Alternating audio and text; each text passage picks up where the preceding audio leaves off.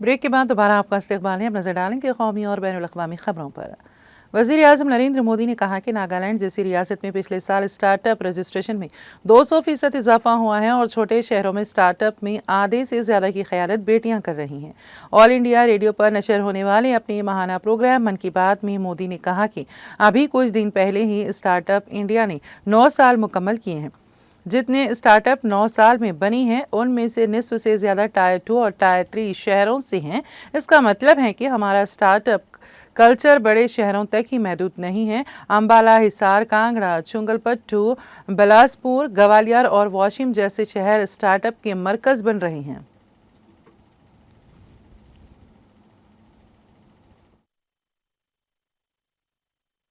क्यों?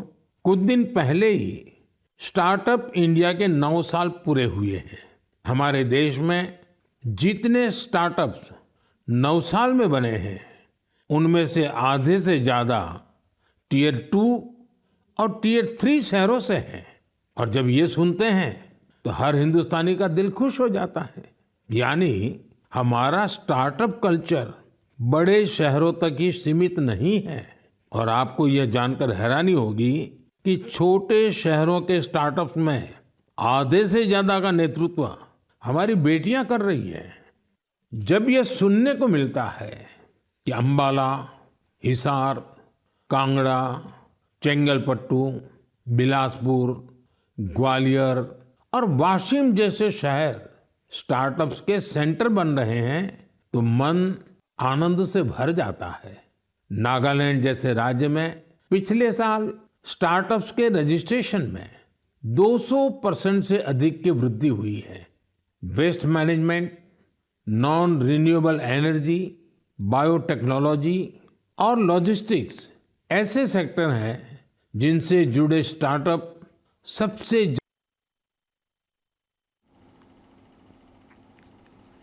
वज़ीर आज़म नरेंद्र मोदी ने इतवार को कहा कि 2025 के अवाइल में ही हिंदुस्तान ने खलाई मैदान में बहुत सी तारीखी हुसूलियाबियाँ हासिल की हैं और अभी इंडियन इंस्टीट्यूट ऑफ टेक्नोलॉजी मदारिस का एक सिस्टम सेंटर खला में मैन्युफैक्चरिंग के लिए टेक्नोलॉजीज़ पर काम कर रहा है।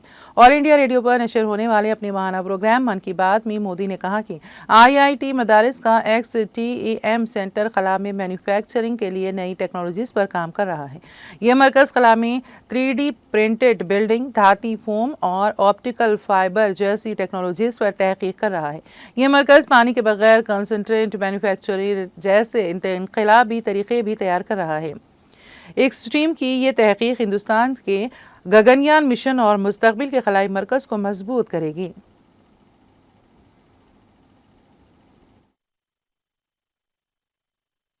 प्यारे देशवासियों, 2025 की शुरुआत में ही भारत ने अंतरिक्ष के क्षेत्र में कई ऐतिहासिक उपलब्धियां हासिल की हैं।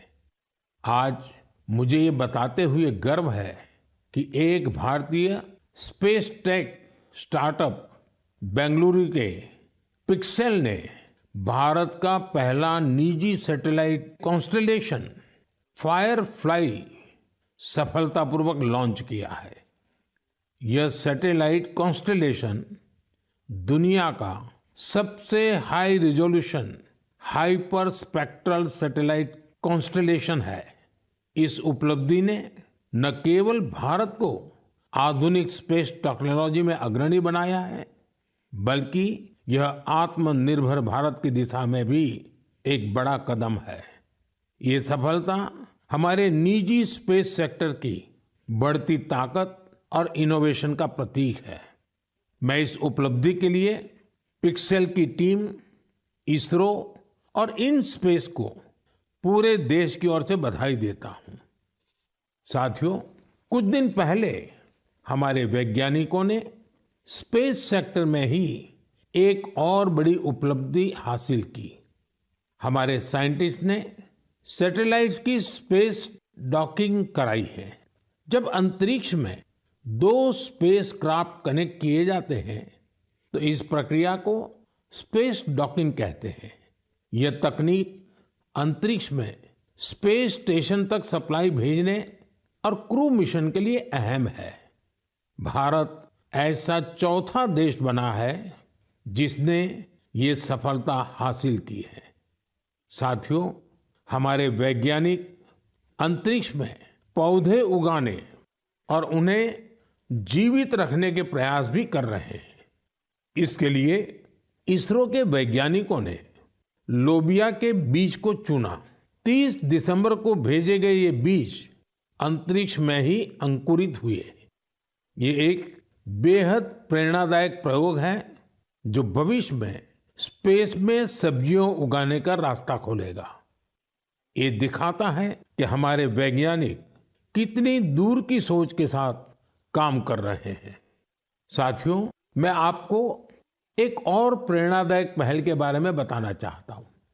आईआईटी मद्रास का एक्सटेम केंद्र अंतरिक्ष में मैन्युफैक्चरिंग के लिए नई तकनीकों पर काम कर रहा है। ये केंद्र अंतरिक्ष में 3D printed buildings, metal forms और ऑप्टिकल फाइबर जैसे तकनीकों पर रिसर्च कर रहा है। ये सेंटर बिना पानी के कंक्रीट निर्माण जैसी क्रांतिकारी विधियों को भी विकसित कर रहा है। एक्सटेम की ये रिसर्च भारत के गगनयान मिशन और भविष्य के स्पेस स्टेशन को मजबूती देगी। इससे मैन्युफैक्चरिंग में आधुनिक टेक्नोलॉजी के भी नए रास्ते खुलेंगे। साथियों, ये सभी उपलब्धियां इस बात का प्रमाण है कि भारत के वैज्ञानिक और इनोवेटर्स भविष्य की चुनौतियों का समाधान देने के लिए कितने विजनरी हैं। हमारा देश आज स्पेस टेक्नोलॉजी में नए कीर्तिमान स्थापित कर रहा है। मैं भारत के वैज्ञानिकों, इनोवेटर्स और युवा उद्यमियों को पूरे देश की ओर से शुभकामनाएं देता हूं। भारतीय जनता पार्टी बीजेपी के रहनुमा और नई दिल्ली असेंबली हल्के से उम्मीदवार प्रवेश वर्मा ने दावा किया है कि आम आदमी पार्टी के कौमी कन्वीनर अरविंद केजरीवाल पर कोई हमला नहीं हुआ है, बल्कि वो आवाम से सवालात से बचने के लिए तकरीब के मुकाम से भाग गए थे। वर्मा ने इतवार की सुबह सहाफियों से खिताब करते हुए कहा कि केजरीवाल नई दिल्ली असेंबली हल्के से इंतखाब हार रहे हैं, इसलिए उन्होंने हमले की झूठी कहानी बनाई है। उन्होंने कहा कि 12 साल की असेंबली की रुकनियत के बाद भी केजरीवाल जब नई दिल्ली असेंबली हल्के में इंतखाबी मुहिम चलाने जाते हैं तो वहां लोग सवाल पूछते हैं और सवालात के जवाब देने के बजाय वो भाग जाते हैं। उन्होंने कहा कि केजरीवाल की इंतखाबी मुहिम पंजाब से मिलने वाले फंड्स और कारकुनों पर चलाई जा रही है।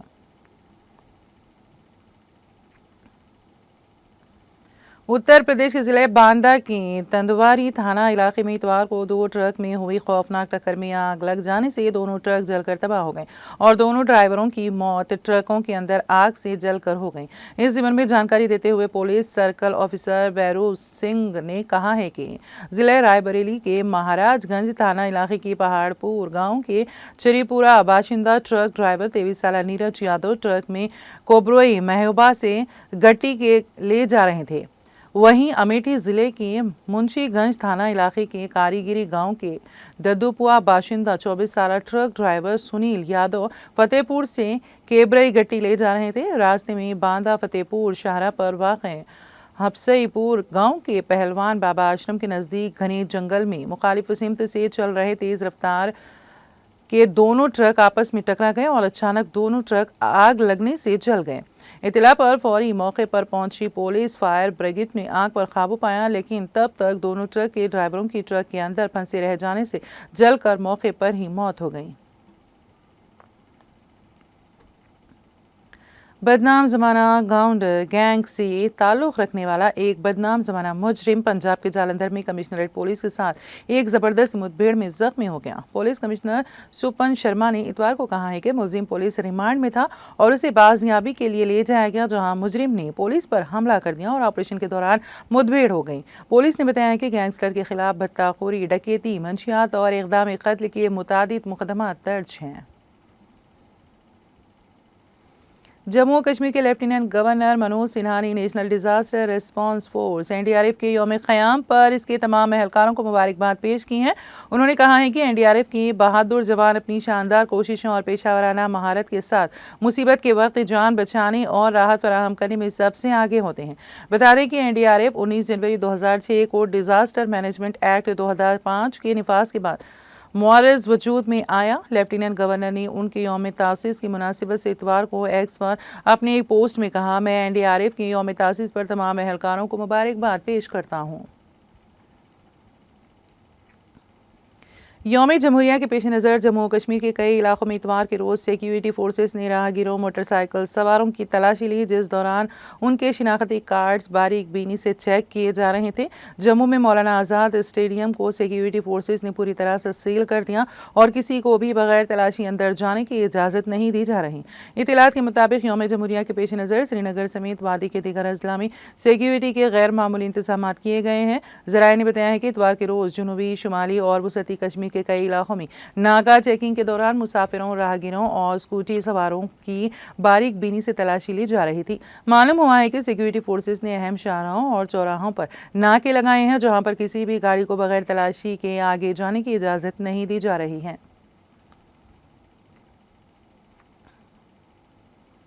इसराइल की दिफाई अफवाज IDF ने जनूबी गाजा पट्टी के रफा शहर के मरकज से फौजियों और साजो सामान का इनखला शुरू कर दिया है। अल जजीरा ने यही इत्तला दी है। चैनल के मुताबिक इसराइली अफवाज फिलाडेल्फी कॉरिडोर की तरफ पसपाई इख्तियार कर रही हैं, जो मिस्र और गाजा पट्टी की सरहद पर वाक़ हैं।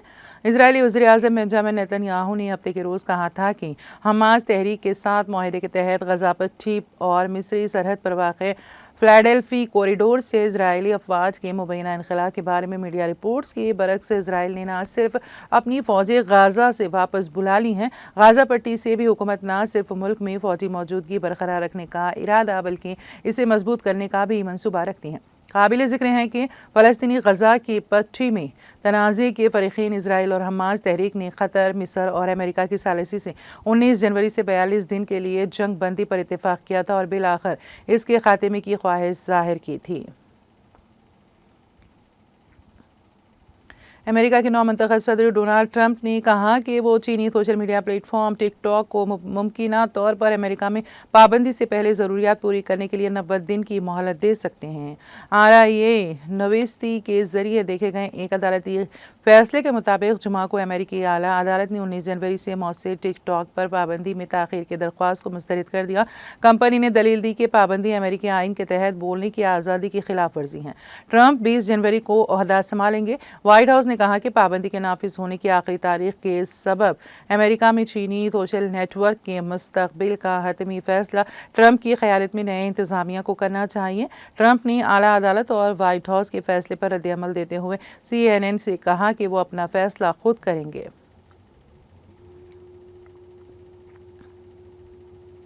लेबनान के नए सदर जोसेफ ऑन की जानिब से अक़वाम मुत्तहिदा के सेक्रेटरी जनरल एंटोनियो गुटेरेस पर जोर दिया गया है कि वो नवंबर में इजराइल और हिजबुल्लाह ग्रुप के दरमियान जंग बंदी के खात्मे के मुआहदे के मुताबिक जुनूब में इजरायली अफवाज के इनखला की ज़रूरत है। जोसेफ ऑन के इस बयान पर अक़वाम मुत्तहिदा का रद्द-ए-अमल आ गया है। अक़वाम मुत्तहिदा के सेक्रेटरी जनरल गुटेरेस ने कहा है कि इजराइल ने लेबनानी सरजमीन से बतदरीज इनखला शुरू कर दिया है। गुटेरेस ने दारुल हुकूमत बैरूत से एक प्रेस कॉन्फ्रेंस में मज़ीद कहा कि इनखला के बावजूद अब भी तबाही और हमले जारी हैं। उन्होंने ये भी वजाहत की कि छोटे मुल्क में हुकाम के साथ उनकी मुलाकातों का मरकज़ मौजू ये है कि लेबनान के मौक़े को हकीकत में कैसे बदलना है। जनूबी कोरिया की अदालत ने तहकीक़ात के दौरान शवाहिद मिटाने के खदशे के पेश नज़र सदर योन सिल्क योल की हिरासत में 20 दिन तक तौसी कर दी। गैर मुल्की खबरसां इदारे AFP की रिपोर्ट के मुताबिक अदालत ने सदर की जानिब से मार्शल लॉ के ऐलान की तहकीक़ात के दौरान शवाहिद को मिटाने के इम्कान के पेश नज़र उनकी हिरासत में तौसी की।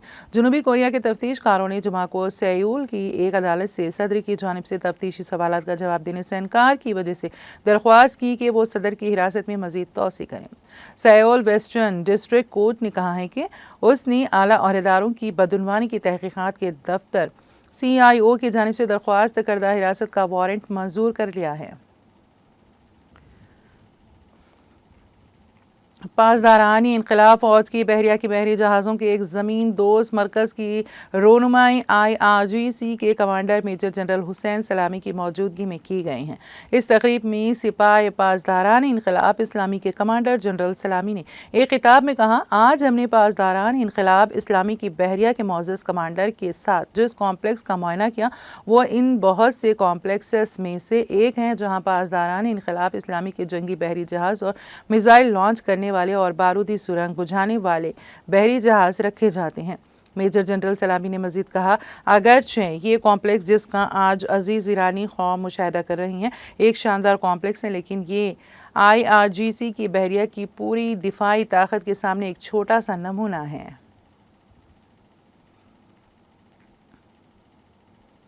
यमन ने इजराइल के जुनूबी शहर एलात में 2 अहदाफ में मिसाइल दागे। यमन की अंसारुल्लाह तहरीक हूसी ने हफ्ते के रोज़ ये इत्तला दी। इससे पहले दिन गाजा की पट्टी में जंगबंदी के मुआहदे के नफाज से चंद घंटे कबल हूसियों ने तेल अवीव में इजरायली वजारत दिफा के खिलाफ हमले का दावा किया था। हूसियों ने टेलीग्राम पर लिखा, हमने जुनूबी फ़लस्तीन में अमराश इलाके एलात में इजरायली दुश्मन की 2 अहम तंसीबात के खिलाफ 2 फौजी ऑपरेशन किए हैं। दोनों हमले जुल्फ़िकार बैलिस्टिक मिसाइल और एक क्रूज मिसाइल का इस्तेमाल करते हुए किए गए, जिसने कामयाबी से इजरायली फिजाई हुदूद को तबाह कर दिया।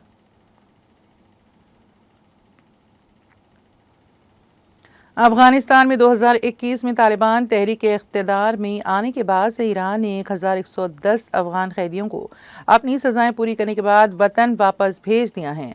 सलाम वतन दार रेडियो ने हफ्ते को ये इत्तला दी है। अफगान जेल अथॉरिटी के तर्जुमान मोहम्मद नसीमुल हिंद ने कहा है कि ईरान में अफगान सिफारत खाने के फराहम करदा आदाद-ओ-शुमार के मुताबिक 6000 से 8000 अफगान ईरानी जेलों में सजा काट रहे हैं। अफगानिस्तान की सुप्रीम कोर्ट के इंतजामी माविन शेख अब्दुल मालिक हक्कानी की क़यादत में एक अफगान अदालती वफ़द ने जुमा के रोज़ ईरान का दौरा किया, जहां वो सीनियर ईरानी हुकाम के साथ कैदियों की हवालगी पर बातचीत कर रहे थे। सुप्रीम कोर्ट ने कहा कि दौरे का मकसद अदालती ताउन को बढ़ाना, ईरान में अफगान कैदियों की हुकूक को यकीनी बनाना और ईरान में सजाए मौत पर अफगान कैदियों की फांसी के मुतबादल तलाश करना है। इत्तलात के मुताबिक 2024 के पहले 10 माह में ईरान में 49 अफगानियों को फांसी दी गई।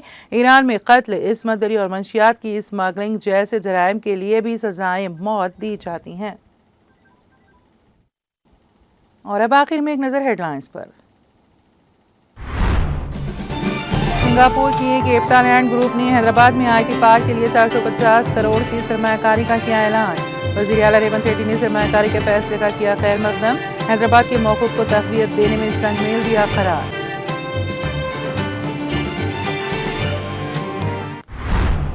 राशन कार्ड्स की इजराई के लिए सालाना आमदनी की हद में इजाफा किया जाए। फलाही स्कीमात से तमाम मुस्तहिकीन को फ़ायदा पहुँचाने का पुरज़ोर मुतालबा।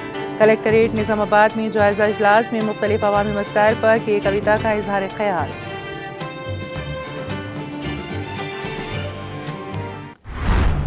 साबिक़ वज़ीर हरीश राव ने किसानों की खुदकुशी वाक़यात पर हुकूमत को बनाया तनकीद का निशाना। कहा, जहां KCR ने ज़राअत को मुनाफा बख्श बनाया, वहीं रेवंत रेड्डी ने ज़राअत को धकेल दिया बहरान में। इख्तिदार में हो या ना हो, वो हमेशा रहेंगे अवाम के दरमियान, अवामी मसाइल को करेंगे हल। सनत नगर का दौरा करके अवामी मसाइल का जायजा लेने के बाद साबिक़ वज़ीर T श्रीनिवास यादव का मीडिया से खिताब। AP में H-125 हेलीकॉप्टर की तैयारी का प्लांट कायम करने एयरबस कंपनी का गौर। कर्नाटक, उत्तर प्रदेश, गुजरात और आंध्र प्रदेश समेत मुख्तलिफ हिंदुस्तानी रियासतों में मुमकिना मुकामात का जायजा। हैदराबाद में नेशनल पुलिस एकेडमी में एक नए इंटीग्रेटेड इंडोर शूटिंग रेंज का क़याम। मरकजी वज़ीर अमित शाह ने इंटीग्रेटेड इंडोर शूटिंग रेंज का वर्चुअल तरीके से रखा संग बुनियाद।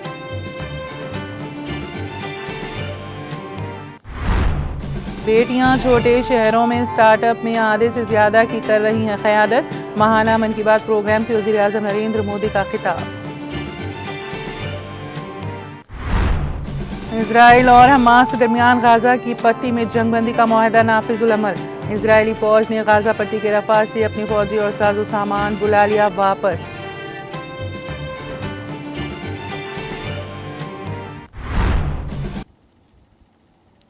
तेलंगाना एक्सप्रेस में फिलहाल इतना ही। ताज़ा तरीन अपडेट्स के लिए देखते रहिए TTV। अब मुझे और मेरी पूरी टीम को दे इजाज़त। खुदा हाफिज़।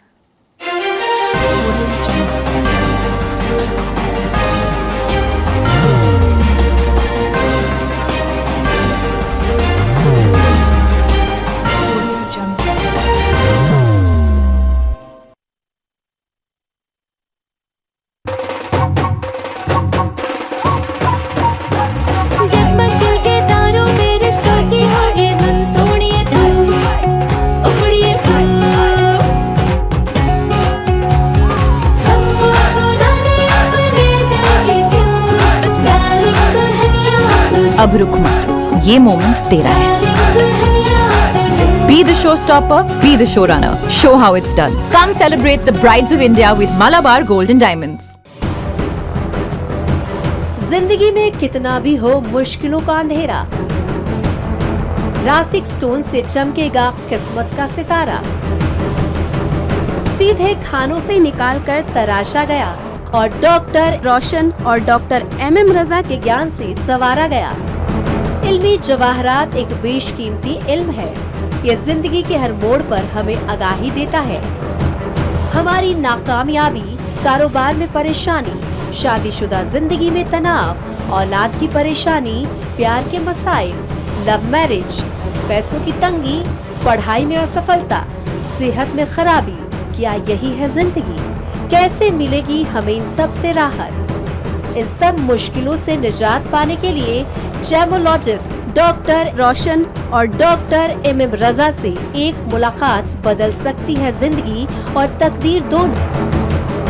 Bangalore, Hyderabad, Visakhapatnam, Vijayawada, Dubai, Delhi, Mumbai. One visit can change your life.